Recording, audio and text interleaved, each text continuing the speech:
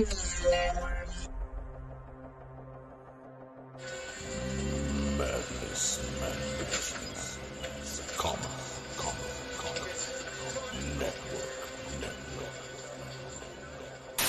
everybody, it's me, Pops Van Zant from the Madness Comic Network, and I want you to have a heads up and look out for our sign-up page for the Roku campaign on Kickstarter. We're going to be trying to get the funding to get the Roku channel set up for people like that guy, the guy who's recording this, can get his show up there on Roku and start getting monetization today.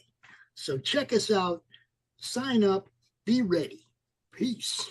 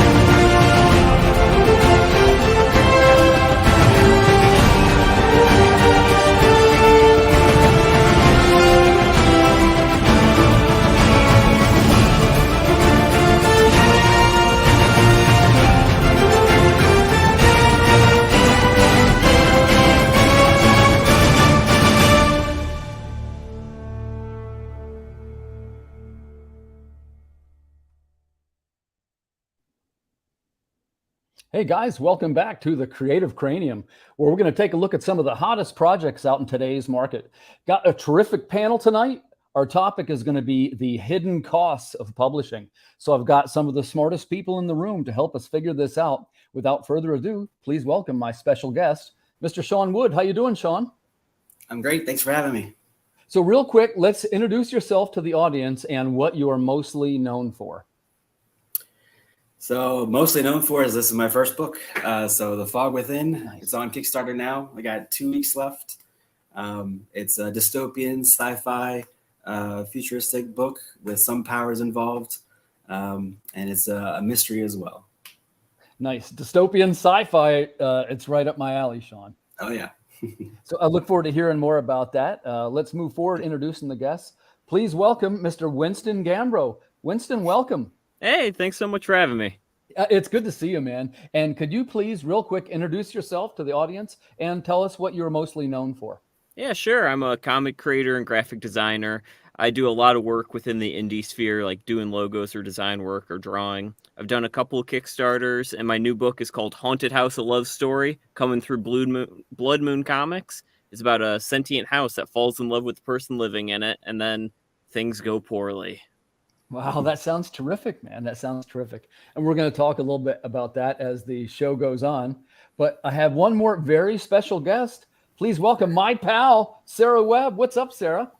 Good morning. Not 100% with it. It's 2 a.m. here. 2 in the morning where you are right now. So, yeah. So for the viewers that don't know, Sarah's on the other side of the pond. Thanks for coming, Sarah. Oh, you're welcome. You're welcome. And I am known as the creator of Knave of Hearts, which is my first comic book series, and issue 1 is on Kickstarter at the moment. Nice. Well, welcome, guys. Thanks so much for coming. I got a terrific panel for you ready. Without further ado, let's launch right in. So, Sean, this is your first book, right? Congratulations to you. Thank you. It's really a big accomplishment when you make your first book. And I would say on behalf of all the creators out there, man, welcome aboard. We're real proud of you. I can't wait to see how it goes. So in you jumping in for the first time, what was something in the cost that you weren't aware of? Something that you wish you knew now or that you wish you knew then? I mean, there's so many things. I mean, really the the mental costs is the really the biggest thing so far. Because I mean, I was watching podcasts and reading up on how to do things at the beginning. So those kind of things that I've dealt with so far, I was kind of expecting, but just all the marketing involved and just everything outside of the writing has been the thing I wasn't expecting the most of, really. And so it's you, and how many are on your team now? So I have David Dion as the penciler, Josh Rodriguez as the colorist, and Sandro, he is my inker. And I also have Letter Squids. He is my designer and formatter and my letterer. Yeah, nice. I know Sandro. I'm familiar with his work, man. Good call on Sandro. If you don't mind me asking, how did you choose Sandro? Actually, through David. Gotcha. He knew it. Right. Yeah. They worked worked together. I found before. Everyone else after that. Yeah. Yeah. There's a couple inkers that he really likes, and Sandro, man, his detail level is incredible.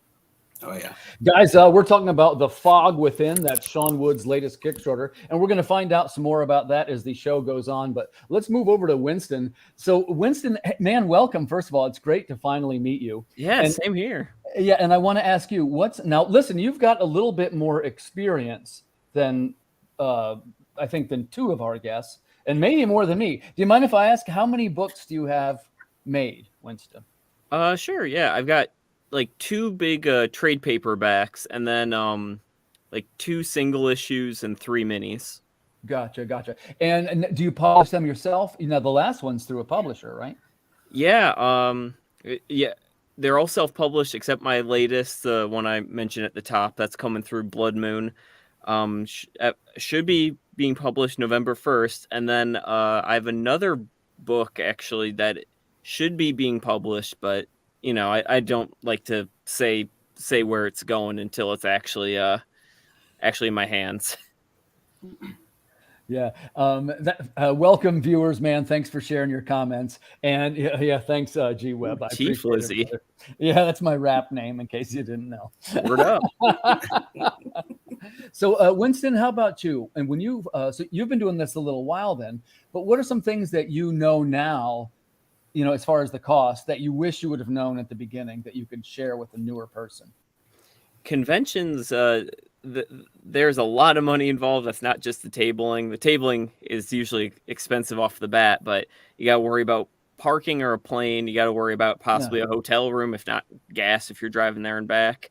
How many, Winston, do you mind if I ask you, how many conventions do you do in a year? If we're counting like tiny library cons and like one-day things. Count all of them, because you give a full effort there, right? Yeah, that's true. I got to put on that salesman uniform. Not many, maybe like 5 or 6 a year. Oh, that's pretty good. That's probably about what I did this year too. Nice. I would say that's about right. Do you do bigger shows? I guess I do medium. I'm leaving tomorrow morning for Harrisburg, which it's a pretty big space. It's one of those 4-state cons. And then right around the corner is Baltimore, which Baltimore pretty regularly makes the list of the top 5 Comic Cons, in the sense that, you know, San Diego's your top one. New York is going to be one of the top ones on the attendance media-driven properties. But in something like Baltimore's very creator-driven. So I have to, you know, for you guys, I'd have to recommend it if you could ever make it to Baltimore. All right. I'll put it on the list. Thank you. Yeah. Where's home for you, Winston? Where's home? I'm outside Chicago. Gotcha. So C2E2 is my main show. Oh, yeah. Well, it's a good one. It's regularly a top 5 show, too. Oh, yeah. A little retail friendly, right? The C2E2 show. Yeah, absolutely. Not that there's anything wrong with that. No. Yeah, I'd prefer that to like the celebrity focused stuff. Yeah. It's still better than people are going to hate me for saying this, but still better than a room full of wrestlers. That's where I am tomorrow. They're gonna kick me for saying that. So, I mean, let's jump over to Sarah. Sarah, it is so great to see you. Thank you. So I think for me, what I wish I'd known cost-wise at the start of this process was, I mean, this was my first book, so I had no idea about printing costs. I'd like I don't think I'd read a book that was probably about 5 years out of date. So I had a rough idea, but I think just doing my first print run was a bit of an eye-opener. And the other is the time cost, because I kind of thought, I knew my comic was going to take a long, because for everyone else knows, it's only me. I did hire an editor sort of towards the end just to make sure that, you know, I hadn't made garbage. But I do all the art, the lettering, the writing, and obviously the whole sort of publishing process. And I think I'd kind of factored in it was going to take me a long time to make the thing. I don't think I'd really factored in the time it would take after you've made the thing to promote it. Like work out get your page sizes right for so I'd done it at standard comic book size. Amazon don't do standard comic book size, and I'd chosen Kindle Direct Publishing because here in the UK it just makes life so much easier than all the US based sort of comic book publishers, printers. There aren't really any over here from what I could find after doing a bit of research. And that's the other thing, is research. Like the amount of time I've had to spend sort of looking up how to do stuff, I hadn't really factored in at all. So I've been really lucky. I've sort of stumbled across all these lovely communities on Facebook of other indie creators, and have learnt lessons just from what they've posted, which has saved me some time. But you gotta put that learning time in. Otherwise, I think bad times are ahead. So I'm glad I did it, but I wasn't expecting that once I kind of finished it. I was like, now it's over. No, it's not. Nice. And Sarah, I've seen you out there in the groups hustling and making it happen. And congrats to you on doing your Kickstarter. Thank you very much. Yeah, I was congrats. That hit funding. So it's got 5 days left, I think. 5 days left. And we're going to talk about that as we go. Now, let me ask you, because I did want to squeeze in here. Did you mention that you have now recently done a convention too? I'm doing one next weekend. So my very first one is next weekend, which is I'd not heard of it before, but it's called NICE, NICE, and it's a little comics focused con. Well, I think it's like a mid-level con because there are some big comic names coming. Don't ask me off the top of my head who they are because it's 2 a.m. My brain is stopped. It stopped. Thanks for saying, because I was gonna ask you that. I can Google it like in a gap and then be like, these are the people that are coming. But off the top of my head, my brain's gone dead. Which is really lucky because it's just up the road from me. So I thought it's a good one. The table was again, I didn't know what to expect from a cost point of view, but from like where my dad does craft shows, it's a little expensive. So that. Do you mind if I ask you? And one quick thing, Sarah, I'll tell you, and I'll tell the other panelists this too. If there's anything about the cost that you don't want to disclose, like it's too much information financially, guys, you don't have to say. This is just like a conversation where we learn about stuff. But Sarah, I'd like to know, how much does it cost for a UK comic convention? Do you rent the table? How does it work?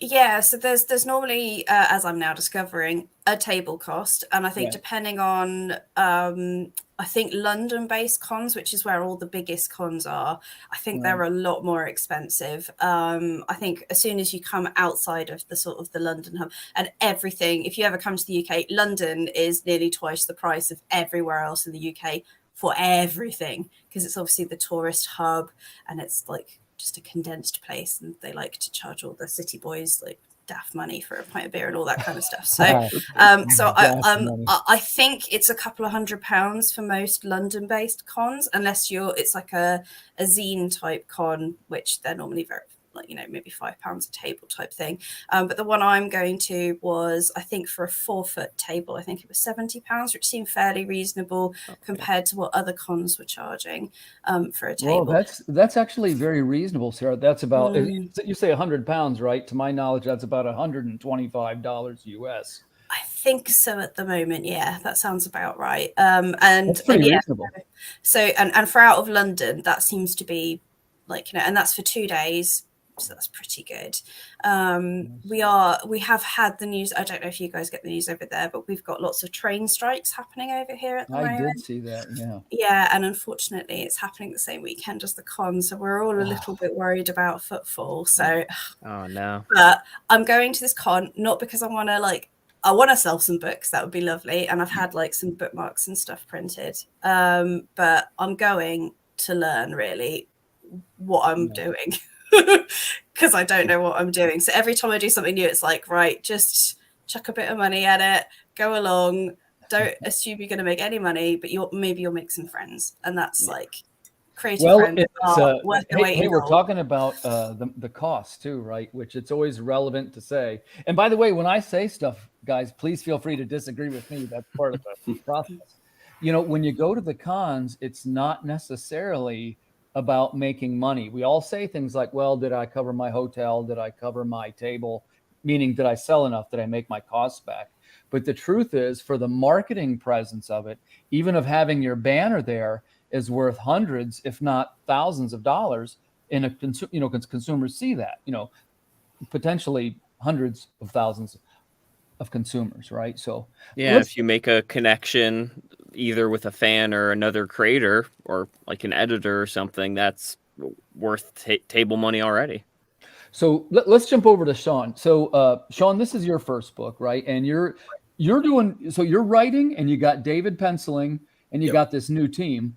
But as far as how many are you going to print in the first run? Do you know? So right now, I honestly don't know. So I'm going to go through comics because you're in your Kickstarter now. Okay. Yeah. So once it's let me go with a different. Let's do a different question then, because I know you're doing starting to do marketing, right? Let me talk about meeting up at Baltimore. Yeah. And now, what kind of things? And this is a tough one because it's your first book, right?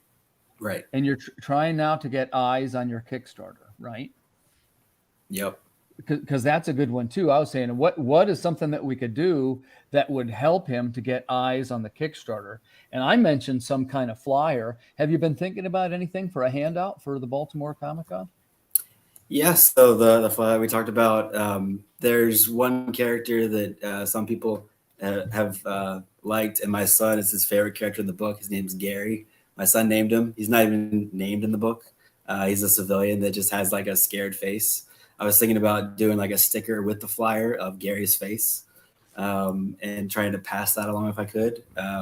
But so far what I've done is just trying to learn from all these different creators. All year when I've done from January until now, I've been to like 5 cons already, trying to meet up with other creators, getting opinions on what to do. And I've had a lot of support. I mean, the indie world is definitely hugely supporting everybody, and it's not really a dog-eat-dog type situation, which I thought it could be. So that's been really pleasant to know. Everybody's reached out, and everyone's always willing to listen to questions and have awesome answers. But yeah, that's what I thought so far is the flyer, meeting new guys, meeting a lot of guys I've talked to. A lot of them are going to be at Baltimore. So I'm excited to see you there too, of course. Yeah, look, I really look forward to meeting you, and please stop by the table. And there's some cool people I could introduce you to also, which while we're stopping here, let's do a quick call to action. That is The Fog Within. That's over on Kickstarter right now. That's by my pal, Sean Wood. Strongly recommended. If you like dystopian sci-fi, which I do, I love, this is a project right up my alley. Not to mention, you got the detailed line work of David Dion, which I've been a fan of his for about 3 years now, and he's on not 1, but 2 of the Water Wars books. I've had a great experience working with him. Do you mind if I ask you, Sean, how did you choose David? Yeah, so really the first part was, of course, I had to write the book. And then when I had the book written, I didn't know where to really at that point to start to find anybody. So I was just doing the normal thing, going on Google, trying to find, hey, where do I find these people? I'm a member of a bunch of different Facebook groups, try to look on Twitter for like Portfolio Day and that kind of thing, a couple other websites. But I found them on one of the Facebook groups. And I really was just diving in and just looking at everyone's stuff. I probably looked for 2 or 3 weeks straight before even like talking to anybody, just trying to see what's out there and what to choose from. And I just really loved his art style. And when I reached out to him, he was really cool, and we just got along well. And a lot of the time when we were going through this book, I would say, hey, I'm looking for this kind of thing in this page. And if I wasn't relaying that information well, I'd draw a stick figure, and then he would make that stick figure look like that with page 2, like you're showing now. And that's just incredible. I don't know how he does it. I mean, he's crazy fast too, which always made me like, sometimes he would have stuff for me to look at later that day. Yep. I was exactly. always so, man, I wish you every success with this campaign. I think it looks terrific. And do you, what is your plan here? Is it an arc? It goes to 3-4 issues, go to 100. What do you got? Yeah. So I originally thought at the beginning, before I actually started the Kickstarter, when I was writing it, I outlined 12 issues for an entire story. We'll see how that goes. I might be shortening it. It's still doing that same story, but 12 issues is a lot of issues for an indie book, I'm finding. And that would probably be 6 years at least, if I can keep up with the time frame. So we'll see how that goes. But I definitely have the whole thing arced out, 3 different arcs in the story. I can condense it to less if I need to, but I would love to do 12 issues in the future. We'll see how that goes. The first way to find out was this first Kickstarter, how well it goes and how well everyone likes it. Once it's out, reviews and things like that, and we'll go from there. Yeah, wonderful. Yeah, I think you're doing a great job too, brother. And and like most of these people know me, if you ever want to team up with something, or if you need a cross promo, I will, because I'll be coming in here shortly, right behind you. But let's jump over to Winston, who I've been a fan of his work. I just wanted to say on the air real quick, and I don't even know if he knows this. Yeah, it is when we first started making the Call of the Cryptid book, and how I got connected to you. I don't 100% remember, but you were working on some UFO stuff, and I was working on some UFO stuff, and we sort of started chatting, and we were working on one of our stretch goals is always a meet the team. And my experience is that readers like to, in the back pages, they like to read a little bit about who made the book, and maybe a couple little photos or behind the scenes, a little fun, right? The bullpen, if you will. Mm-hmm. And Luis Santamarina, he started drawing it up, and I said, hey man, I got this idea. I want it to look like this declassified document where like some of the words are sort of blacked out, and they're like black and white 50s photographs, and they're like taped on to the to the report, right? Doesn't this already look like one of Winston's pages? If you guys don't know, I'll tell you what, I'll pull up one of them here. Yeah, it's on my portfolio site if you're looking for that. Yeah, and I didn't know if you guys were aware of it. Yeah, and and this shows you one of the way. Now, we were working on it independently. My book actually already came out. But thematically, they're cousins. If you looked at the two of them together, you'd say, oh, I kind of get it. And I said, yeah, one of these times I got to work with Winston because I kind of like his aesthetic. And now tell us a little bit. I'd like to know more about you, Winston, because we actually don't know each other that well. So you write, you art, you publish. Give us the quick elevator pitch of all what you do. Yeah, basically, if there's any job in comics, I think I've done it at least in some role. Some more than others. I'm definitely more comfortable drawing than writing or lettering.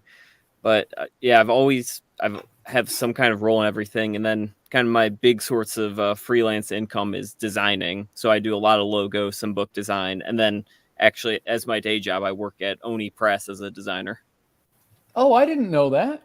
Yeah, I just started in March, but it's been pretty cool. I've gotten to work on some cool stuff. So look at this, a comic book celebrity, guys. And to think that we all met on the Creative Cranium.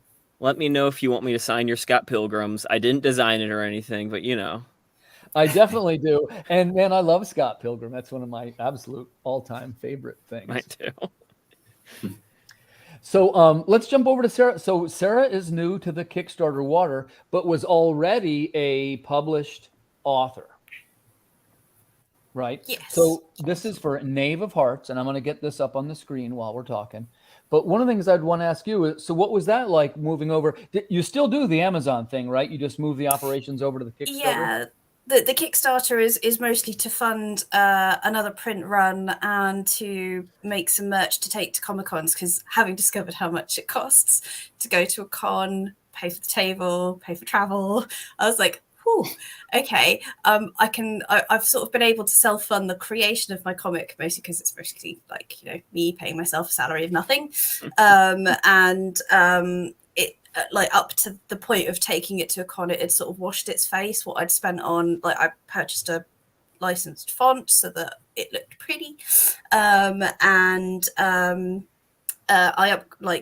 use Clip Studio Pro as my graphics tablet-y thing, like, you know, paying to make sure I had like the most up-to-date and best version of that to make life easy, because when I first started, issue 1 was drawn on like a much older version of Clip Studio that was a bit clunky, and it's only when I came to sort of try and make it into a PDF that I realized it couldn't do it, where it would just condense all of my pages into one PDF, so I had to like pay for the upgrade and stuff. So I'd sort of paid for all of that myself, and with a bit of help I've got a Patreon as well, and my lovely patrons have basically helped get the issue out, pay for the editor and all that kind of stuff, as well as my own money. I've got a little motley crew over there that kind of follow along, and that I share sort of updates with. So that kind of got me through creating the issue. But yeah, the cons was where I was like, whoa, okay, it's going to cost a couple of £100 to get like merch printed, and then the cost of travel and all that kind of stuff. So I thought, and a lot of people had said, even if you're not really using Kickstarter to fund the comic, it's a great way of finding a new audience, because people are looking for indie comics on there. They're looking for the next sort of thing to back. Right. I think when you're promoting on Facebook, you tend to be accidentally promoting to other creators rather than to readers, and I think I'd gotten a little bit trapped in that sort of, it's a lovely bubble because everybody's so lovely, right. But it's not it's probably not finding the audience that it needs. So Kickstarter was kind of a way of just kind of nudging it out there into the wider world a little bit before I could get it to a convention, and then using the funds that I've got from nudging it into the world to get it to a convention. So the original name of the Kickstarter was Get Issue 1 to a Comic-Con, but it was such a mouthful, I kind of condensed it. So yeah, and it's, I mean, it was like, you know, and I think my first backers were my patrons again. So like, much love to them. If you guys are watching this, you are the best. So it was funded in a couple of hours, which just like my head exploded, which is great, because it was like, I can afford to go to maybe one of the London cons next year, which I hadn't really, like, I thought, it'll scrape by at the last minute. Sorry, losing my voice. And it'll be enough for like a small print run, just to have enough books to take with me and possibly like pay for a chunk of the table. And actually it's done so well now that like I ordered some mugs yesterday. Sarah, refresh my memory. What is your price point for your book?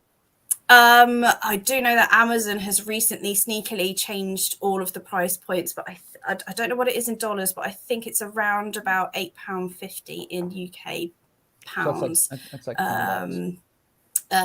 something like that. But it's not it's a giant. You're giant sized. It's 30. I'm giant sized. Yeah, 40 pages.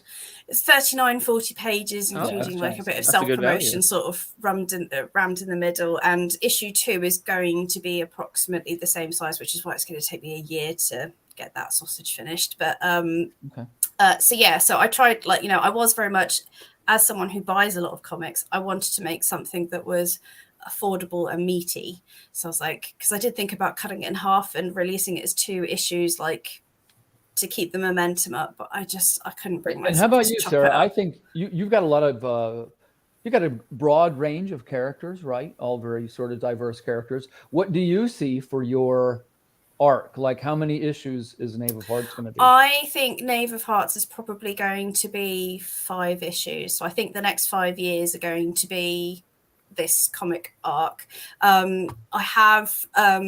I think in my brain it was going to be this like epic sort of 29 issues, all giant. Like, there's probably enough story crammed in, that if I really edled it out, I could do that. But I think as I've been working on it, I'm like, no, this is I'm going too slow. The story needs to pick up the pace a little bit to keep people engaged. So I think that's something Sarah, that I I'm like learning. slow. I like slow. When I work on a couple of these, and by the way, we'll go around the room and we'll ask this question too. I'm a writer, so I like to see lots of words on the page, right? But sometimes you realize that a scene is better without any words, or sometimes a page is better if it's totally silent. Agreed. And I think because I'm a natural artist rather than a natural writer, a bit like Winston, I think when I say go slow, I mean like 7 pages, no one's saying anything, but they're looking wistfully into the distance because it's fun to draw. And it's like, no, I need to bring remember, you're telling a story, you're not just drawing a pretty picture. I've been rereading Scott McCloud's book on making comics to kind of slap myself out of it a little bit. This week also. I just also did Wow. you? Yeah, Amazing. I'm doing I'm doing the editing thing, so I'm trying to stay sharp. Amazing. Well, yeah, this is as I'm working on issue 2, I always kind of I need to reread this because it's been years, and I think I've lost a lot of the theory that was sat in the back of my head. And so I think issue 1 is like I've kickstarted it. I'm still really proud of it. And even actually from the start of the book to the end of the book, you can see the art changes slightly as I've learned, as I've gone. And issue 2 will be like everything I've taken from issue 1, learnt, and all the time I've invested, all the hidden time I've invested in issue 1 will then be plopped straight into issue 2 to make it even better. So, but yeah, I think, sorry, I've rattled on because I'm half asleep, but yeah, 5 issues I think is what I'm aiming for. But I'm also happy for it to kind of just naturally end earlier, if that feels like, that's the nice thing about being an indie creator. There isn't a publisher that's like, I must have 5 issues of this story must span this long. It's very much how it, is this story going the way that I'm expecting it to? Because I do write issue to issue, so I'm not going to write issue 3. I've got like a premise for issue 3, but I've not going to fully write it until issue 2 is wrapped, just so that if there's any things, because already I've made changes, so my original script is now bobbins because I've been playing with the pages and I've done something different in the middle just to surprise and infuriate myself. So I think I say 5, but it could be 4, it could be 6, but that's the joy, right, of doing it. There's a little wiggle room right at the end. Yeah. So let's jump over to Sean, because there's something different about Sean and I in this group, in that we pay for our pages art, ink, and color, right? So, I work a lot with Irwin. I try to do a lot with some people that color their own work. It's one of the ways I hold down on the page costs. I love working with David, and I love working with traditional pencilers and traditional inkers and traditional colorists, but it isn't the cheapest way. You might say it's the most expensive way. So the first question I want to ask you, Sean, and if you're not comfortable disclosing it, that's okay. I'll give mine out so the viewers have like a go point. Like realistically, in a colored digital page, like I'm getting from Irwin, that's easily in $125 page range. And if I go to something like a penciled page that was inked and colored, you got to be close to a $200 page anymore for. Yep. Yeah, that's about right. Is that about what you're hitting? So yeah. I guess my 2 questions then for you. Ready? The first one is, that's not the cheapest way to make a book. Why do it that way? That's question number 1. Why? And then the second question is, would you consider any kind of cost-cutting measure? And these would be things like going to digital only, or maybe even going to colors right over without inks. Right. I did think about that, but I just figured if hopefully it's not, but if it's my one chance to do a book, then I wanted to go out with a bang and have the best possible book that I would be the most proud of. So, I mean, there's definitely plenty of digital creators that are wonderful, and they do amazing work, but this is just the one that I fell in love with the most. And it definitely has been interesting working with so many people. Because like you said, if you're working with digital, you could have the same person drawing and inking, coloring, and everything. But it's been awesome, an awesome experience with so many people too, and they're all so happy to be a part of the book. And I'm thrilled that they're so professional, that they know what they're doing to help me along in my first book as well.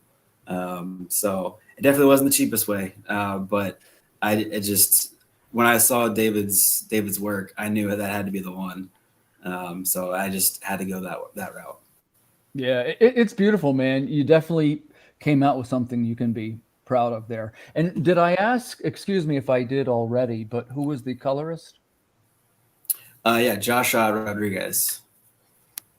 He's done one image book in the past, and he does plenty of indie books too. Okay, gotcha. Nice job by him. And so your first one is 24 pages. Yep. Right. And so what's your price point? So the main cover I made $10 plus shipping, and then the cover B and cover C, which cover C is by Raymond Lee. Those are $15 a piece. Nice. Okay, so that's pretty reasonable. You got another heavy hitter there. Give him a shout out, Raymond Lee. Yeah, Raymond Lee. He was awesome to work with. He did his cover all together. I mean, being a digital painter, he did it in, I think, less than 10 days from start to finish. Do you mind if we ask the rate on that one, the cost of that? Yeah, it was about the same as one paid with everybody. So a little over 200, yeah. Yeah, that's reasonable too. Anytime, by the way, anytime you're getting something that's colored, like it sounds like a lot when you say 200, right? And I'll speak on behalf of other writers. Look, we're generally trying to make 40-page books. And if you're hearing that you just cracked $8,000 and it's not colored yet, you start to pause. And it's like, well, so when you hit the $200 page number, it's always, man, you want to hope that it's been colored, because it's very easy. You could go with a guy who's $125 a page pencil and a $75 ink, easy all day long. You could do that. You could be at $200 before you even get to the color. So I think that you have, you didn't do it the cheapest way, Sean, but you kind of got a deal. They took care of you on the art, because the cost of everything is up. Oh yeah. No, I agree. Everybody's willing to work with what I was able to do budget wise. I had a set point of what I was guessing at the beginning. Sometimes I had to go a little bit higher, but I was able to work with them.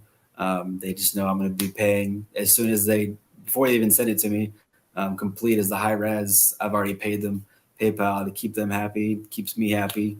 Do you pay your guys? And I guess I should always start with showing how I do it. I always pay everybody gets paid half up front.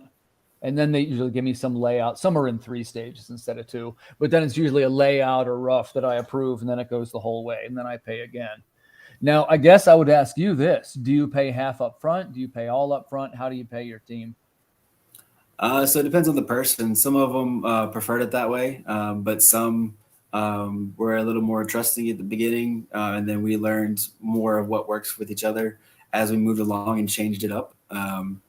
But basically, I would get, like with David, I would be talking to him throughout the entire day while he's from start to finish, if I approve, and then if I had any tweaks that I was thinking of or suggesting, he would just constantly be changing it, and he wouldn't ask to be paid until the end, and then I would get the JPEG, and then he'd send the high res of the pencils, and I'd pay before I got that. I love that guy. I'm a satisfied client of his. I will say he often gets excited, and he'll run ahead of the layout before it's approved.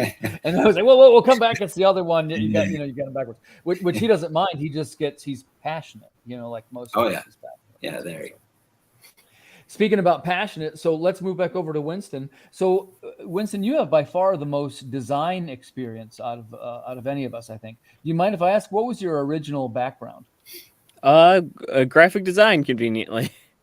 Like you went to school for it? And I did. Yeah. I was always the art kid, and graphic design was the closest I could get to being an artist and having a steady income. So I went to school for graphic design. I worked in web design and advertising for 8 years right out of college, and then just recently got an Oni. But the whole time I was freelancing within the comic independent community.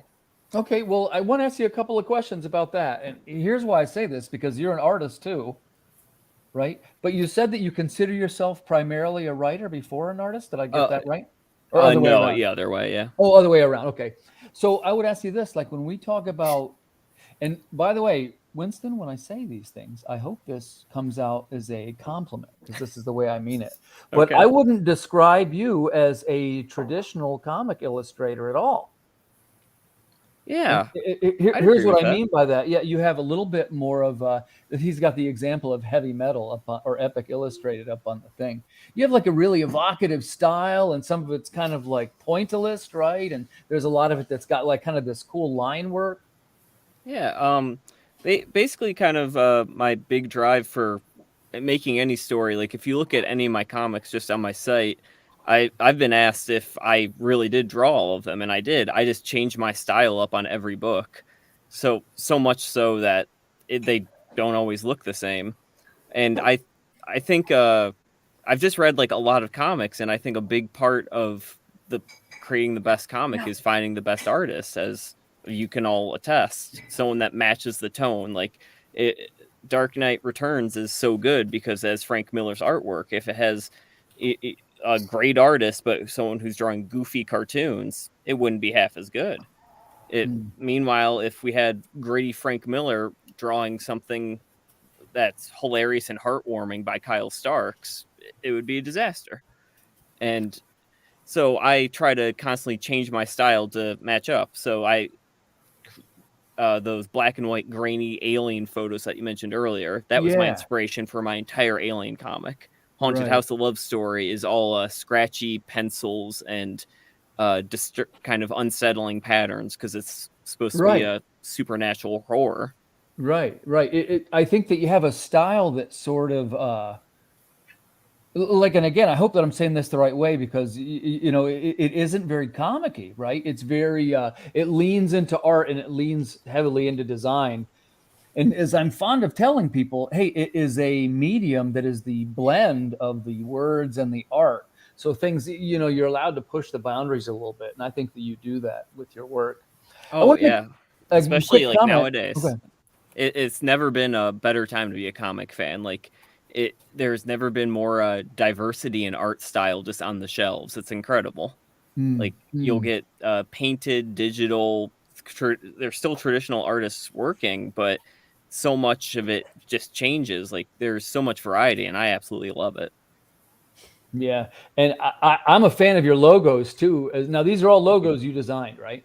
Yes. And you do the book builds as well, like the interior pages and that kind of thing?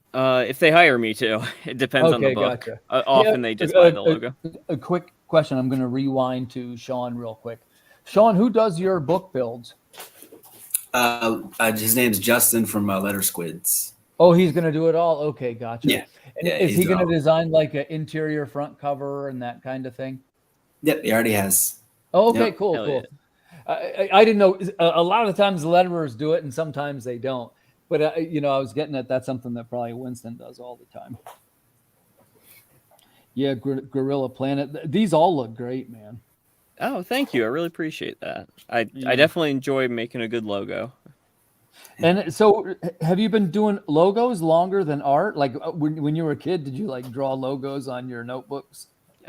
No, yeah, I was definitely drawing whatever anime I was into at the time in my notebook more than any logos. It wasn't really till I got into college when I started learning the Adobe suite, and I started doing logos for people.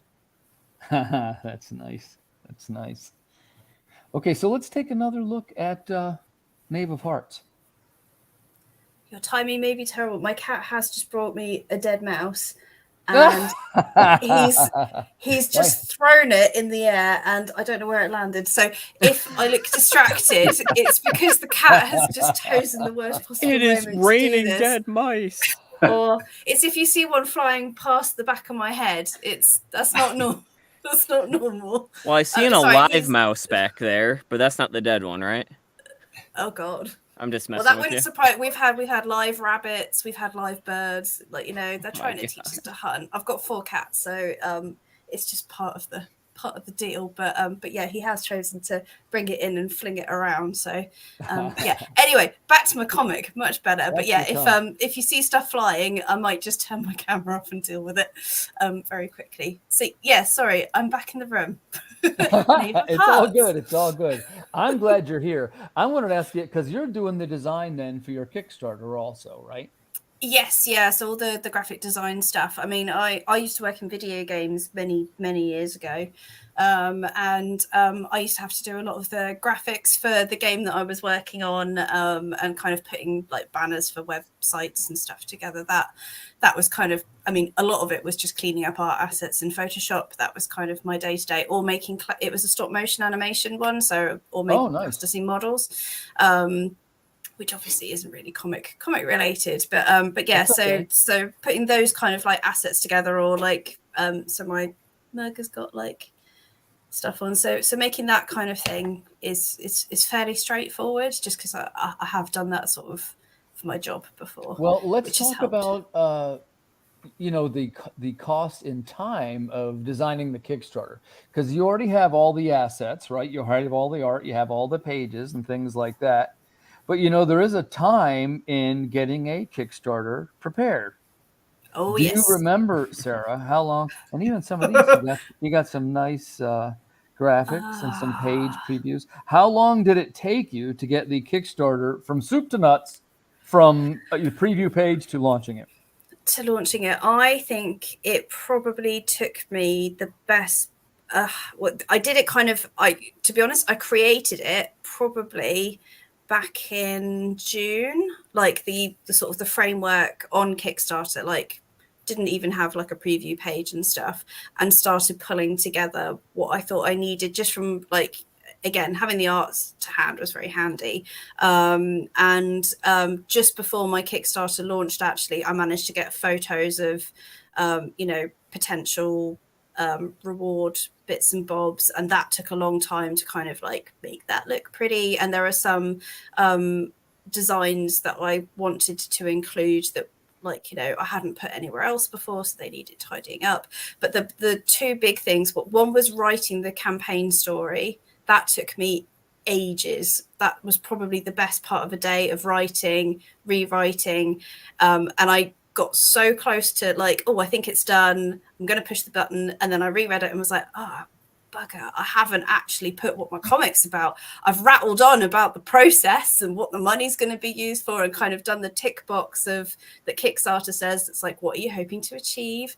But like, for new people stumbling across this, they're going to be like, well, what's the comic? Like, what am I looking at?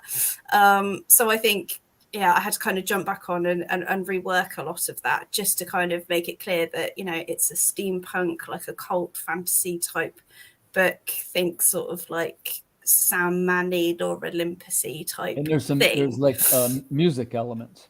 Yes, yeah. And I mean, I've been like really blessed. So I listened to a band called Esoterica's music whilst I was creating it. And actually, I was so inspired that I was like, I'm going to chuck them in the comic. And on the back of that, I've got to meet them and, like, you know, sort of become friends with some of the members, which is really nice. And it kind of helped to have like, it gave me like a little fan base from the kick.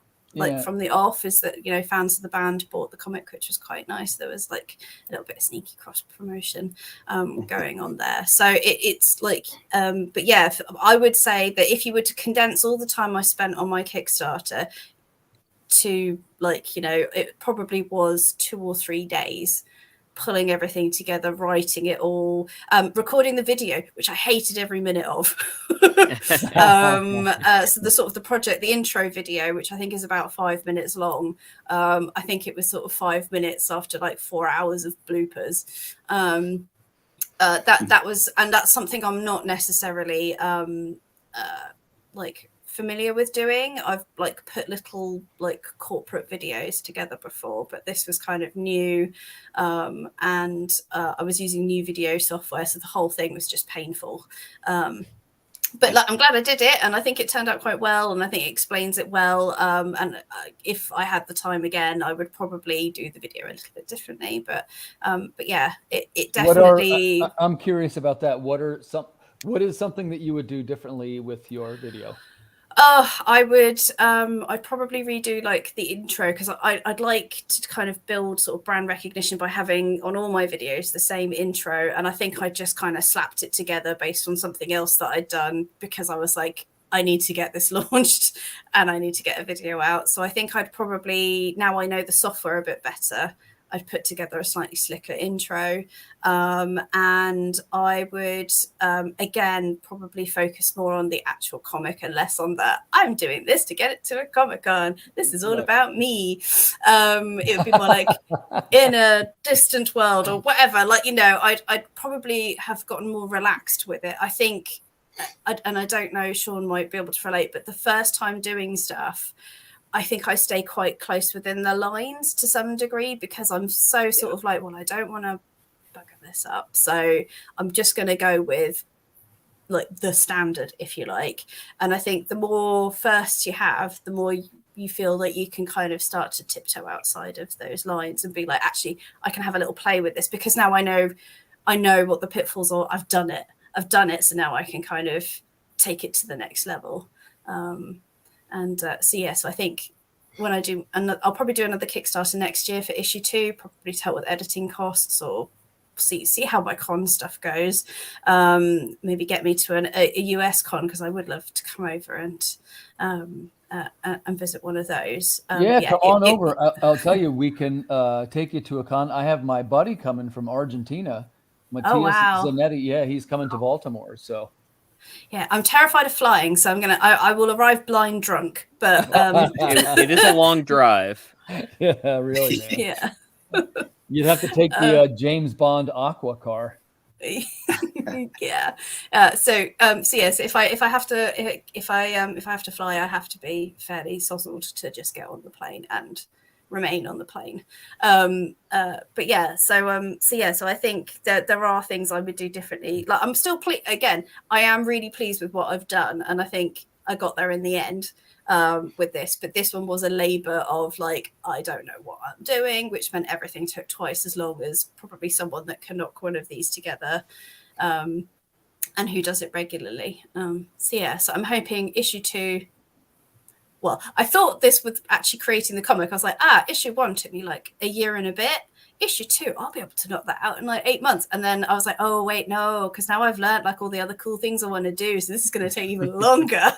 So that might also be How the case. How far are you now on issue 2? So it's written.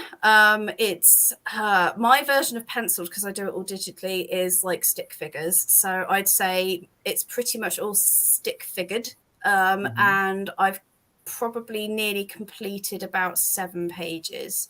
And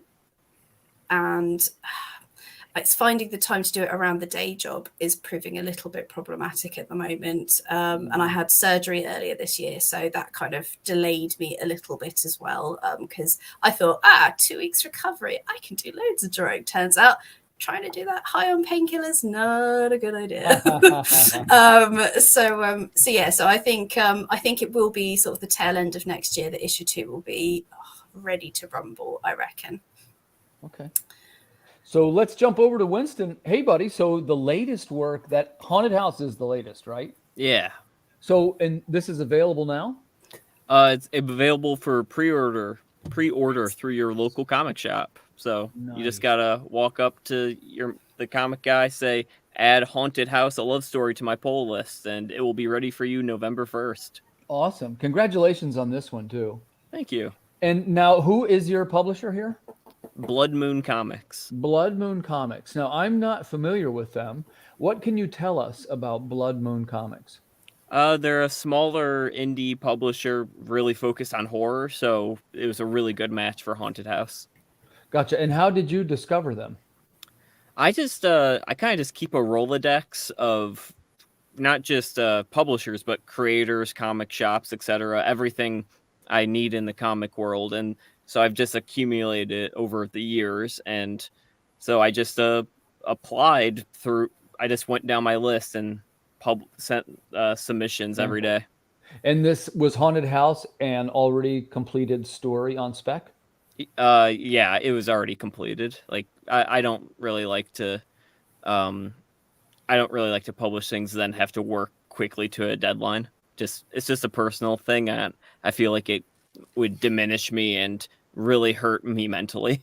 Wow, that's really interesting. So tell us a little bit about that. And the other thing I like to say, guys, is I love to talk about mental health things. But if somebody's not comfortable talking about that, same thing, you don't have to.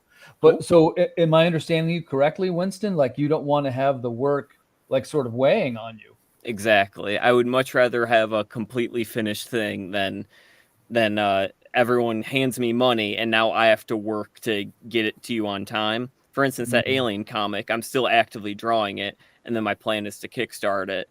I could kickstart it now, but I still have 15 pages to draw, and that would scare the hell out of me. Yeah. What if I'm in a car accident tomorrow? What if I break my drawing hand? What if all these horrible things happen and I can't get this to people? I'd feel awful. I'm exactly the same. I wouldn't kickstart until it's done for the same reason. Yeah, me too. I'm going to tell you something funny because, you know, with Kickstarter, you cannot launch one project until your other one is fulfilled. And, you know, there's some wording there, though, to the effect, because you see people with 4, 5, 6, you know, like they're obviously overlapping. And if you've done more than 4, you're allowed to overlap them. So I'm getting ready to launch my number 7, but like, I guess how I would say it is I have too much anxiety to, like, I want every customer to have the cryptid book in their hands. There's that one. Woo! Yeah, check out that Chrome logo. Can you see that Chrome? Oh yeah, that's awesome. Is that coming to Kickstarter soon? This is the one that just finished. It's in fulfillment. Yeah, it's in fulfillment right now. And well, a quick plug. I'll be taking it to Harrisburg Comic-Con tomorrow morning for the first release. It's been our best received title. Nice. But where I was going with it was I can't, like, everybody has to have their books before I feel like I can say, okay, I'm asking you to buy my new one, you know? That makes a lot of sense. Yeah. Now, I think you said it a good way too, though, that first of all, Winston, are you familiar with this hashtag that was trending about 2 months ago? Comics broke me. Oh, yeah. Unfortunately, Gotcha. Yeah. Which the inference of it being that many of us that work in a creative field overwork ourselves to the point of being detrimental to our health. Would you agree with that? Yeah. And this is this industry is not the kindest to its creators often. I mean, you can just point at basically any creator before the 90s and say, oh, they got a raw deal. And then every creator after the 90s, unless their last name is Lee or McFarlane, they probably got a raw deal too. Yeah. You mean in the sense of not necessarily having the rights and the royalties are very low? Yeah, exactly. Like, yeah, page rate, upfront royalties, all while being on an insane deadline. It's just a rough industry to be in. You're only in it if you love it. And because of that, you can easily get mistreated because you're afraid to lose it. Well said. So then you make your books on spec and you don't release them until they're in the can. Yeah. And how many in a year do you make? Well, maybe like one trade and one mini. When you say a trade, how many pages are we talking? So I've 3 right. Okay, I said 2 earlier. It's because I drew 2 and then I wrote a third. The one I wrote is about 200 pages. Shout out to Michael Lee Harris, incredible artist that did my amazing cartoon comic that's coming soon. So then the other ones are 132 pages, 6 issues, and I believe 118 pages, which is 4 extended issues. So a formidable body of work. I like to stay busy. I don't have much of a social life. Gotcha. So that's a little bit different for us, right, Sean? So let's move over to Sean. So when you made your Kickstarter, the first thing is, did you make the Kickstarter yourself or hire a designer? So I did the Kickstarter myself. I did look into someone doing it, but since it was already so high in cost, I was trying to do anything that I could possibly do myself, which isn't a lot in the comic itself. So I could put something on a website. So it worked out. Yeah. So it took a while too, because I did not know a lot about Kickstarter until January of this year. So that's when I started that whole process. And I got it. I went to OneCon and I had, some pictures to show people, the creators and stuff. And they're like, well, where's your pre-launch page? We'll go ahead and sign up for the pre-launch now. And it's like, I don't have it yet. So the next con that I went to, I made sure that I had at least the pre-launch page going to help with that.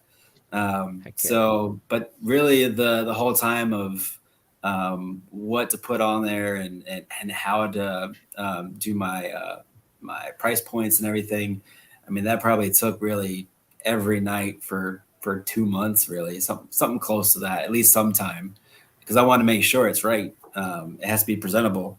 And if I paid someone else, I'm sure someone else that does it all the time could do it, in a day or so. But since just trying to learn all of the little odds and ends of Kickstarter, it's not a normal just plug and play thing. You have to make sure it's the right exact size, or it's not going to look right. It's going to look ridiculous. So found that out the hard way, that's for sure. I didn't, as you know, I'm not a designer myself. I try to be, and I make some of my own ads and my own social media posts and things. And I'm an amateur letterer. But I recognize the value of professional lettering and professional design to the extent of, what's the right way to put this? Look, I'm the writer, right? At the end of the day, I'm trying to drive people to look at the product and to read the product. Unfortunately, the way to do that is to use a lot of things like slick video, upgraded graphics, a cohesive design package. By cohesive, I mean, like in my case, I pay Luis to design the Kickstarter also, because he's also the guy building the book and doing the, it makes everything sort of match a little bit. And if you guys do follow any of our books a little, you notice that they're thematically linked. All of them sort of match. And by the way, I get that from Winston's books too. You do a nice job in your thematic linking. Well, thank you. Yeah, I really appreciate that. Sure. So let's see. Let's jump back to Sarah. Sarah, okay, Knave of Hearts, right? And now here's the thing. Once you get your Kickstarter fulfilled, this thing's going to be wildly successful. One hopes. And then issue number 2 is going to go to Kickstarter. Yep. And then do you have any long-term plan if you're going to submit it to a publisher? I don't know, because I think when I'd completed issue 1, I had this sort of, look, I have a finished thing. Shall I take it to a publisher? Maybe and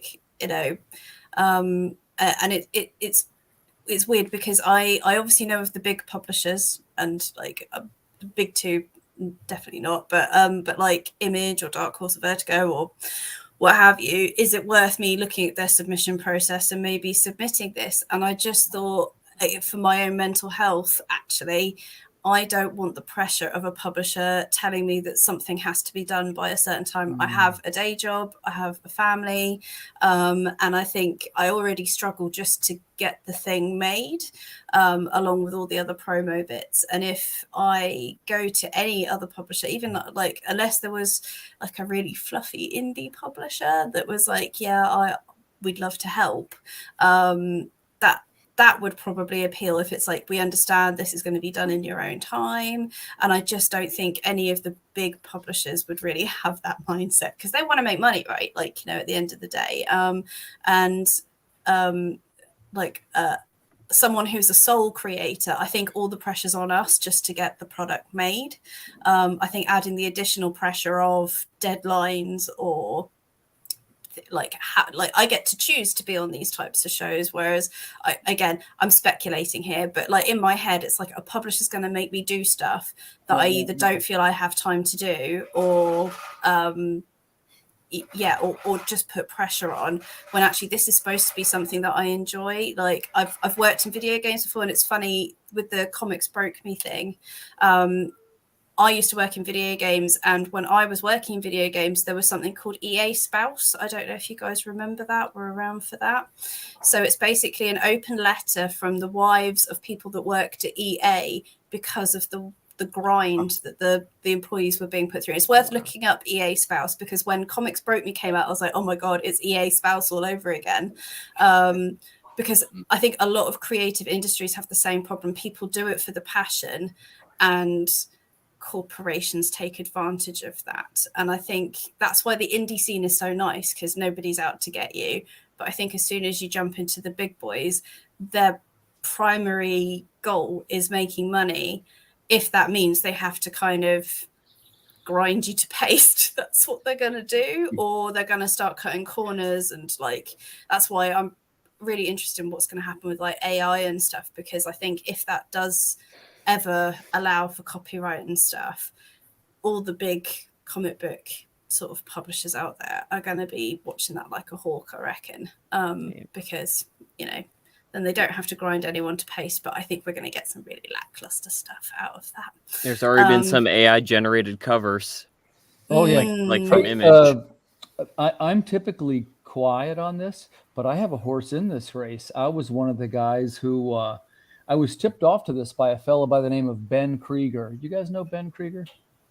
I don't think I'm familiar. He's a writer. Anyway, it was on Reddit is what it was, on one of these AI creator threads. And the guys, anyway, make a long story short, he uses like a scrubber with these prompts, and it scrubs the images and creates these AI generated covers.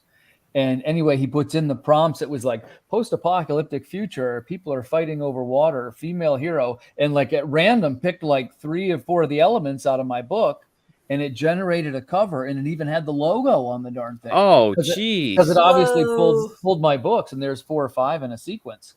And I wrote to the guy. Well, Ben tipped me off, and he's like, hey, man. He goes, hey, does Tim Fling know about this? And so I quick wrote to the guy. And first, I should say, the guy was very nice, and he was civil about everything. But I could see where it may not have gone this way for everybody. But I wrote to him, and I said, hey, buddy, just a quick comment. I see you've got your Water Wars book there and the Reddit thread. I said, but here's the thing. I already have the copyright on this book. It's right now published in something like 25 countries. You might want to think about changing the name. You know, I said it real nice. And he goes, oh, my gosh, you're right. Hey, he goes, to be honest with you, I didn't even write any story. This is just a thing where I put prompts in, and it must have scrubbed your books. And I was like, yeah, it must have. And he goes, okay, I'll take it down. Jeez. Yipes. Yeah, so guys, you know, and I mean, I'm telling you, it looked like one of my books. It even had the corner box and everything. That's insane. Because it was clear that whatever happened, my books, a sequence of them had got in the sample group. It just makes me so, like, parking the whole, like, the morals of AI, which, like, I have my opinion. I don't want to drag them up here, but I just think it's so sad that as a species, we've used AI to replace human creativity and not to cure cancer.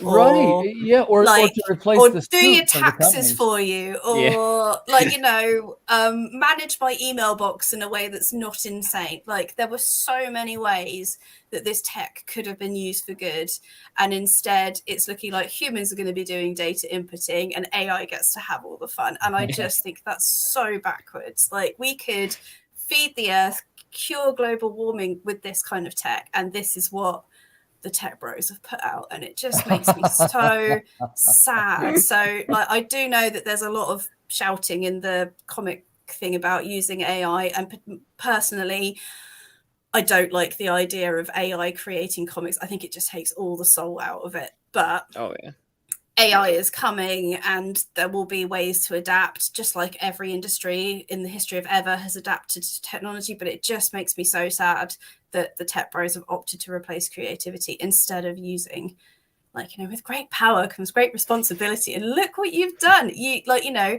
all these people that are using AI, if their AI did their day job for them, they could spend the time learning how to do this, and I'm sure they'd love it. And it, like, it just makes me so sad. We as humans only have like 4 enjoyable things we can do our whole life, like create art, eat, watch TV, and listen to music, and they're taking away 2 of them. exactly. Yeah, music will be the big one, as I'm fond of pointing out. Music is inherently mathematical. It will take to AI faster than painted art. Yeah, I'm kind of surprised like we haven't already gotten an AI generated pop hit. Well, I do listen to a couple of those. Well, look, I may as well just say it. I'm anti-AI because I'm a little old and I'm an old man yelling at the sky. I realize that it's coming and there's nothing I can do about it. So I watch the music part because I feel that's coming first. But there's one with it. What they do is they redo Freddie Mercury as if he was the singer of different bands like AC/DC. That was pretty good.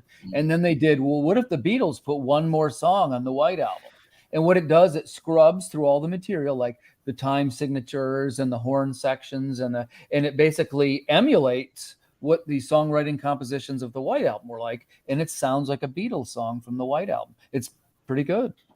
Oh man, this is now weird. remember, you got a small sample group. You got that's like what, 12 songs or 13 songs. So, I'm not saying I'm for it.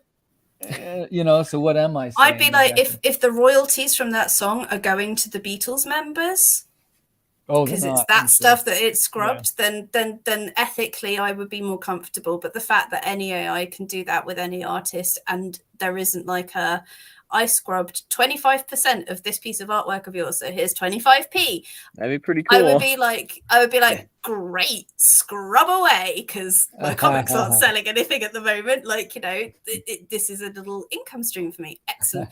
But that's not the model they've gone for. And I think that's what makes me really uncomfortable, is that just because you can doesn't mean you should. And that, I think tech bros often forget that. Yeah, right. That there are 100 ways you could have done this and you picked the worst. Naughty. So Tech bros, if you're watching this, naughty. She's got your number. Yeah. So we're starting to wind down our time. So let's end up with a call to action. We're going to start first. We're going to talk a little bit about The Fog Within from Sean Wood. Sean, man, I think this project looks terrific. It's got some of my favorite artists working on it. What type of person, what type of reader will love The Fog Within? Really, when I was trying to think of that question, was the thing kept on coming to my mind of people reading the script before the art came out was people that like X-Men Days of Future Past. It's not, of course, X-Men, but it's that kind of idea. The whole premise of The Fog Within is the main character, Hunter. He is in present time. There's a catastrophic event. It's some kind of abnormal nuclear events. It's part of the mystery. You don't really know exactly what it is until later. But he is out and about and sees some fog and goes through that fog. And all of a sudden he's in this future and doesn't know how he got there or what happened. But this is 26 years after the nuclear event and how things have changed. There's an overlord that is controlling the people of this city, of where the event happened. Fear takes over, and there's infection, and a lot of the adults are taken out. And all of a sudden, there's this military group.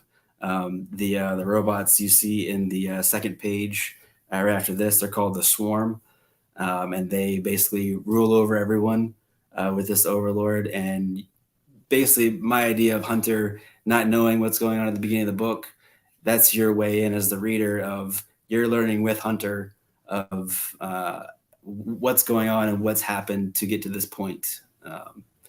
So yeah, that's the idea. There's also a lot of powers. So these characters on this cover are the rebels. You've got Alpha. He's the one on the right I haven't come out with what the name should be for the fist, but basically I thought of a futuristic version of Brass Knuckles. So there's Alpha and Epsilon. She's the one on the left. She has a crazy looking futuristic sniper rifle, and she's great with blades, as you'll see in one of the pages on the Kickstarter. She takes on things larger than she is. I haven't said too much about the bottom left character. His name is Zeta.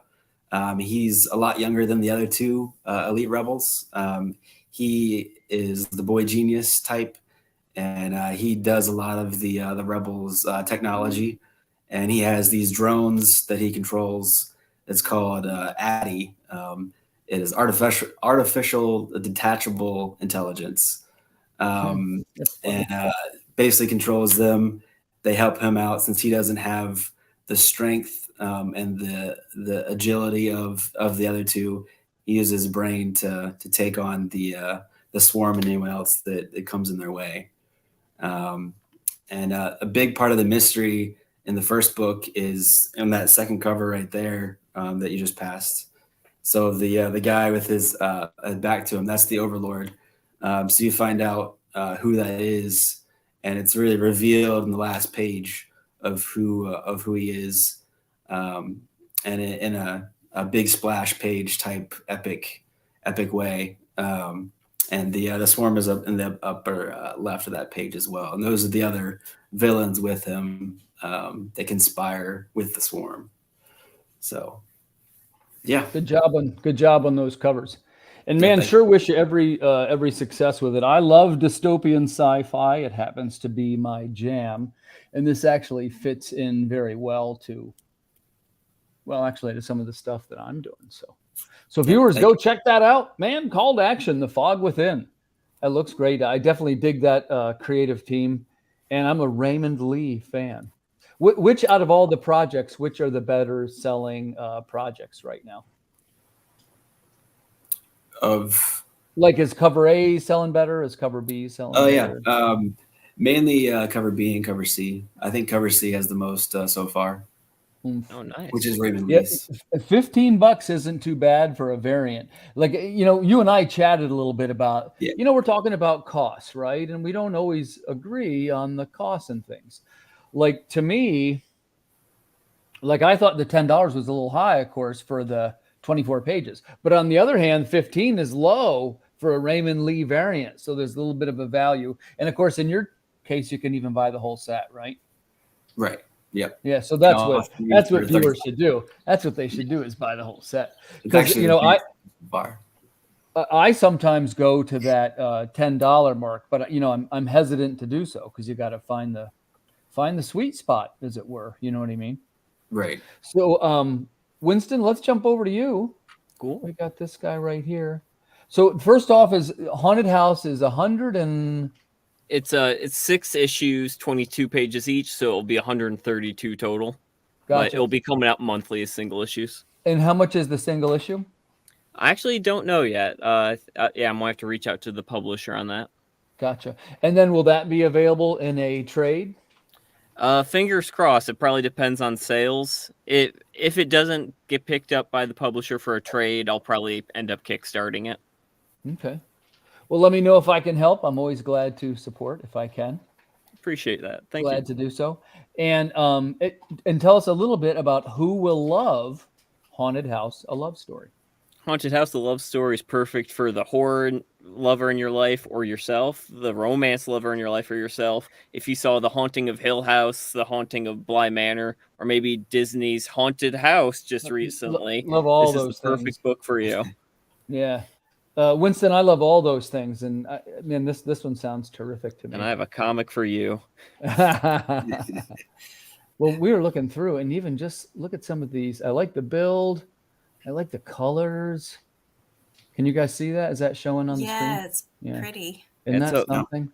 So that house falls in love with the person living within it. As that person falls for someone else, the house gets jealous and seeks vengeance. And of course, things don't go the house's way. So it gets a little bit worse for the house as the years go on in each upcoming issue. Let me ask you this. So we're talking about the cost of everything tonight, Winston. And in this case, you made the darn thing ahead of time. So your cost was time. How much of your time? I did pay a flatter. Gotcha. Yeah, if anyone's not familiar, when you color a comic, you have to fill in every individual shape. And often the colorists will hire a flatter to do that very time-consuming work so you can focus on the more complex issues. So I did hire a great flatter, and that was $10 a page, which, is a great rate, and he did an amazing job, but it certainly added up over time. You want to give him a shout-out? Absolutely. His name is Rob Coloma, I believe. Rob Coloma. I don't have his social media in front of me, but DM me and I'll forward him right to you because he's amazing. I can't recommend him enough as a flatter. And then because I didn't want to have to work out the perspective of this house every time, I hired a friend who's a 3D modeler to make a 3D model of the house. Oh, wow. So, how resourceful. Once again, he gave me an amazing rate, but still, that's another hidden cost within making a comic book. Yeah. And I noticed, Winston, that you have a lot of elements of realism in your panels that I like a lot. Oh, well, thank you. I think that subtle elements of realism can be used to sell the fantastic aspects. I can get that. Can make the horror a lot more awful. Yeah, you take the banal and you make it something really, really grand, right? Yeah. Hey, so let's jump over to Knave of Hearts. That's live on Kickstarter right now. Congratulations, Sarah. Thank you so much. Forgive me, I am flaking a little bit now. Tell us who would love. Tell us who will love. They just can't wait to get it. This is everything they hoped for. Who loves Knave of Hearts? I wrote it for me, and I love comics like Sandman, if you like the webcomic Lore Olympus, because my comic is about, basically in this universe there are 52 different gods, each named after a card in a deck of cards, hence Knave of Hearts, because I couldn't use Jack of Hearts obviously because Marvel have a beautiful guy in neon that has that title. But that's not the natural world order. These 52 gods used to have like ancient names and ancient ways of being, but millennia ago, the king, who is now the King of Spades, staged like a coup, chucked out the most powerful god and kind of took over and brought in this sort of house system to the gods. And the gods aren't happy. And so a rebellion is brewing, and a band called Esoterica, if you remember, they're my favorite band. You kind of come into the issue 1 and discover how this band kind of gets caught in the crossfire of this brewing rebellion of the gods. So it's kind of like a mix of metal, occult, steampunk, because I just like drawing steampunk. So a lot of the sort of otherworldly creatures appear in sort of steampunk attire. It's how you kind of know that that's who it is. And it is just kind of that intro origin sort of introduction to this universe that I've created. And yeah, on Kickstarter. Just back it already. If you don't want to, something happened then. Special effect. Special effect. Love of special effect. So yeah, if you don't want any of the bells and whistles, it's available on Amazon. But if you want some nice bells and whistles, and again, be the creator, there's like hand-drawn things. There's even one of the tiers you can be in issue 2. So I've got one of those left where you can you could be in the second issue, or your likeness can be in the second issue. I have the full carte blanche to do as I will with your character. Nice. But yes, I've got one person who's already in, and I've already started sort of sketching out her pages. And yeah, but there's lots of treats on there that you can kind of sign up for. Well, and I will say that I have read the first one. I think it's a great story, and I was a Sandman fan. And I get the connection between the two, and I think viewers will get it. And Sarah, I wish you every success with Knave of Hearts. Yeah. So one or two quick housekeeping things I want to say before we go here. The first one, as some of you know, there's a Kickstarter starting next month, and it involves some of us that are what they call showrunners. You know, there's several of us who have banded together as indie creators, and we do things like comic reviews, creator content, movie reviews, gaming, Dungeons and Dragons, and we're attempting to move the whole operation over to an individual Roku channel. And it'll be a free speech thing. It'll be free from censorship. And there's even ways for creators to advertise on these shows, which is something I'm going to do. And if it sounds like I'm shilling for it a little bit, I am, because I'm very excited. And like I say, I just want to make a quick mention of that. That is the Madness Comic Roku Network platform. That's over on its pre-launch right now. And since we're talking about pre-launches, the next volume of Water Wars is coming out here in just about 10 days. Woo. So we're looking forward to that. Looking forward to that very much. So, by the way, before we go, I'm just going to take the last word here. I want to thank. Drop that link too. Don't just show it to us. Drop that link too, Timothy, so people can go sign up, bro. You said you were going to. You said you were going to drop the links. So, in closing, I just want to say thanks so much, guys, for coming on and sharing your knowledge. Really means a lot to me. Like Sarah was saying, and actually Sean mentioned this too, it's how we learn and grow, right? It's how we try to get a little bit better at this crazy job that we have chosen. So I'm really grateful to you. Thanks for coming on, Sean Wood, SARAH WEBB, and Winston Gambro. I appreciate you very much. Viewers, thanks for tuning in. And other than that, we will see you guys next week. Appreciate it. Good night, everybody. Good night, everyone. Night.